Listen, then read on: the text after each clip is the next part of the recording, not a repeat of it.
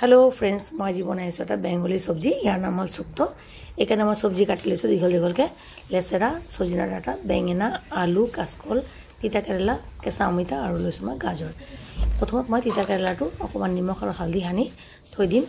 ইপিনে মই এটা মিক্সি জাৰত অকমান এচামুচ পুছদানা আৰু এচামুচ কলা সৰিহ অকমান গৰম পানীৰে ভালদৰে পেষ্ট বনাই লম এটা কেৰাহীত পাতি দিছো মই ইয়াতে দিছো সৰিহৰ তেলখিনি গৰম হয় মাহৰ দালিৰ বড়ি দি দিছো আৰু অকমান মই ইয়াতে মসুৰ দালি বড়ি দি দিছো দুটাই ভালকে ৰঙাকে ভাজি লম বড়িখিনি ভাজা হলে এই তেলতে মই তিতা কেৰেলাখিনি দি দিম আৰু মই হাই ফ্লেমত তিতা কেৰেলাটো ভালদৰে ৰঙাকে ভাজি লম তিতা কেৰেলা ৰঙাকে ভাজিলে তিতাটো কমি যায় এই মই তিতা কেৰেলাটো ৰঙাকে ভাজি লৈছো এতিয়া মই দি দিছো এই তেলতে বেঙেনা আৰু দিছো মই লৈছো এতিয়া মই অকমান আলগা ভাজি লম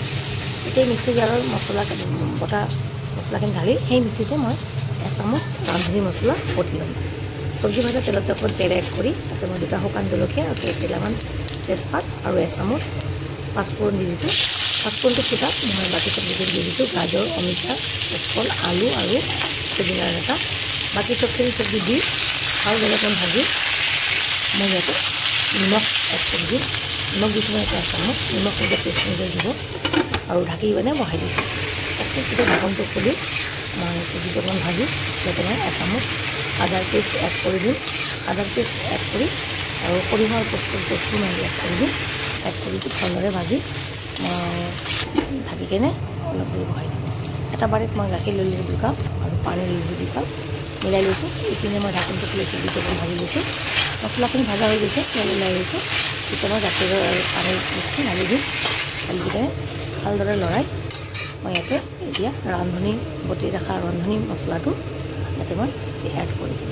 ৰান্ধনি মছলাটো এড কৰি অকণমান লৰাই আকৌ ঢাকি কেনে 2 মিনিটৰ কাৰণে বহাই দিম 2 মিনিট পিছত দেখিছোঁ মই চবজিখিনি সিজি গৈছে এতিয়া মই আগৰ পৰা ভাজি ৰখা দালিৰ বড়ি বেঙেনা তিতা কেৰেলা লেচেৰা গোটেইখিনি ইয়াতে